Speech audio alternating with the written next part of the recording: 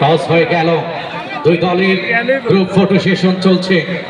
দর্শক জানিয়ে দেই, লাল লাল সাদা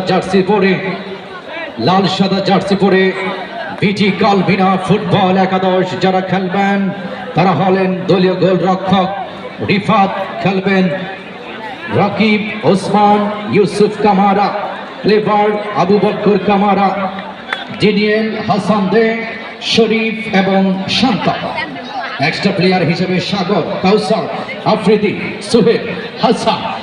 অপরদিকে দুর্গাপুর ফুটবল একাদশের হয়ে যারা খেলবেন সাদা জার্সি পরে তারা হলেন খোকন, শাকিল, অভি, রিচার্ডস, গ্রাস, মুসা, সুলেমান কিং, শামীম, হাসান, শরীফ, কামরুল, গফফার।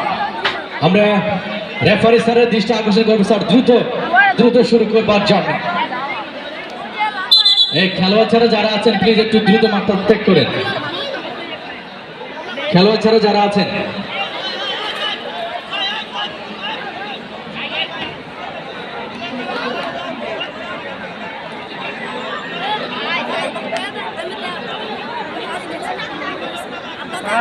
ইতিমধ্যে আজকের এই রেফারি প্যানেল প্রধান রেফারি মোহাম্মদ এমদাদুল্লাহ, দুই সহ রেফারি মোহাম্মদ কামাল হোসেন, মোহাম্মদ হেলাল উদ্দিন দারুণভাবে খেলাটি পরিচালনা করবেন।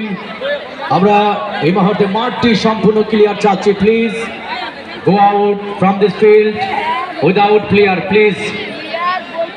রেফারি স্যারের দৃষ্টি আকর্ষণ করবো দ্রুত খেলাটি স্টার্ট করবার জন্যে। দুলালপুর চন্দ্রমণি বহুমুখী উচ্চ বিদ্যালয় মাঠ আজ কিন্তু কানায় পরিপূর্ণ দর্শক।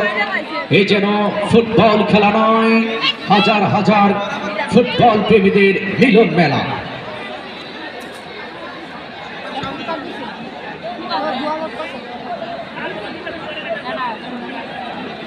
সুপ্রিয় দর্শক, ফুটবল আমাদের প্রাণের খেলা, ফুটবল আমাদের ভালোবাসার খেলা। আর এই ফুটবলকে ভালোবেসে দুলালপুর চন্দ্রমণি বহুমুখী উচ্চ বিদ্যালয় মাঠ একটা হাততালি হবে দর্শক, একটা হাততালি হবে। এক্ষুনি কিন্তু লড়াই শুরু হতে যাচ্ছে, যুদ্ধ শুরু হতে যাচ্ছে। ফুটবল